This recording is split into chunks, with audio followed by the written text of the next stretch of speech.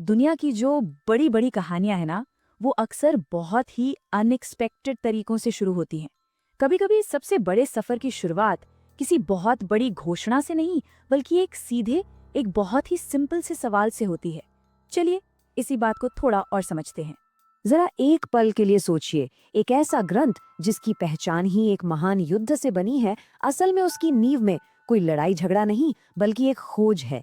एक ऐसे इंसान की खोज जो एकदम आदर्श हो। और ये खोज शुरू की थी ऋषि वाल्मीकि ने। लेकिन उन्हें सिर्फ एक कहानीकार समझना मतलब बात को थोड़ा कम आंकना होगा। वो एक तरह से एक इन्वेस्टिगेटर थे, जो अपने ही समय में एक बहुत बड़े सच की तलाश कर रहे थे।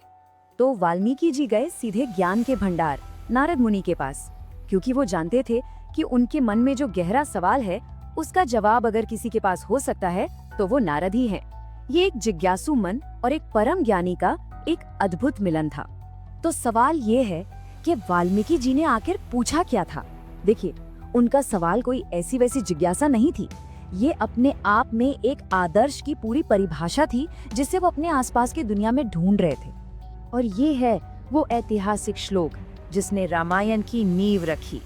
वाल्मीकि पूछते हैं, इस समय इस दुनिया में कौन है वो जो गुणवान भी हो और शक्तिशाली भी, जो धर्म को समझता हो, एहसानमंद हो, हमेशा सच बोलता हो और अपने वादों पर, अपने संकल्प पर चट्टान की तरह अटल हो। और लिस्ट यहीं खत्म नहीं होती। वाल्मीकि आगे पूछते हैं, क्या कोई ऐसा है जिसका चरित्र महान हो, जो बुद्धिमान हो, काबिल हो और देखने में भी आकर्षक हो, जिसने अपने गुस्से पर काबू पा लिया हो, और सबसे बड़ी बात, जो सर्वभूतेषु हितः हो, मतलब जो सिर्फ इंसानों का नहीं बल्कि हर एक जीव का भला सोचने वाला हो। वाल्मीकि की एक कठिन चुनौती, मतलब इतना ऊंचा मापदंड सुनने के बाद नारद मुनि मुस्कुराए। उनके पास इस पहेली का जवाब था।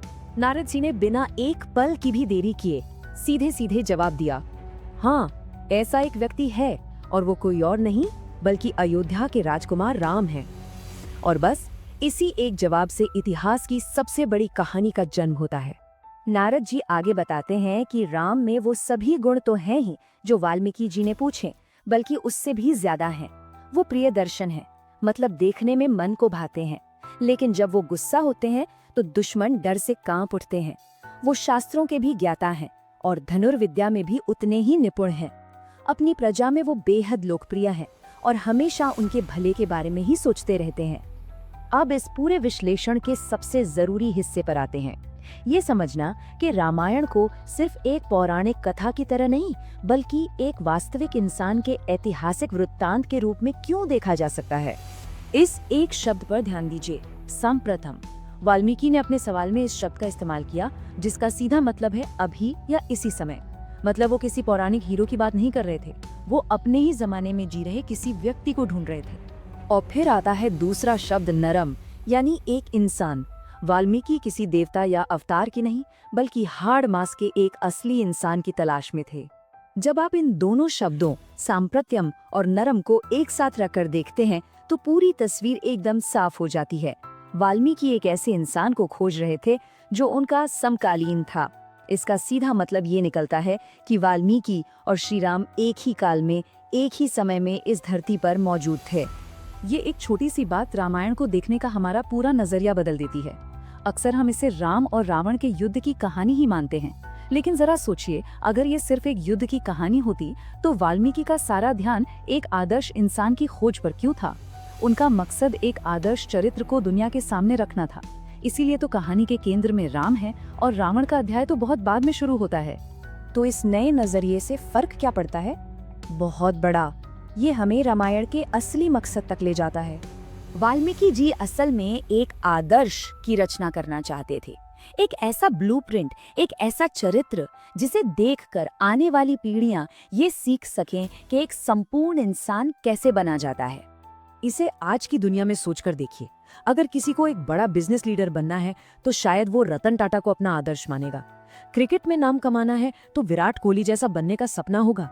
लेकिन सवाल ये है कि अगर किसी को सिर्फ एक अच्छा, एक संपूर्ण इंसान बनना हो तो उसका रोल मॉडल कौन है? ठीक यही सवाल हजारों साल पहले वाल्मीकि पूछ रहे थे। और यही बात शानदार ढंग से ये दिखाती है कि रामायण आज भी इतनी रेलेवेंट क्यों है।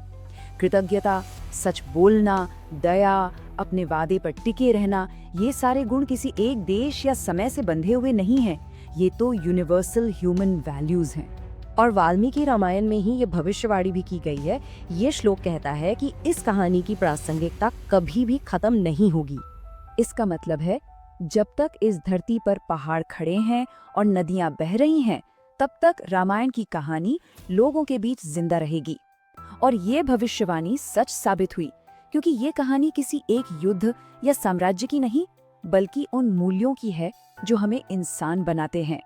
तो अंत में रामायण की अमरता का राज किसी चमत्कार में नहीं, बल्कि इसकी शुरुआत करने वाले उस एक सवाल में छिपा है। ये कहानी किसी देवता की जीत का जश्न नहीं मनाती, बल्कि ये तो एक गाइड बुक है जो हम सबको मानवता की सबसे बड़ी खोज का रास्ता दिखाती है, एक आदर्श इंसान बनने की खोज।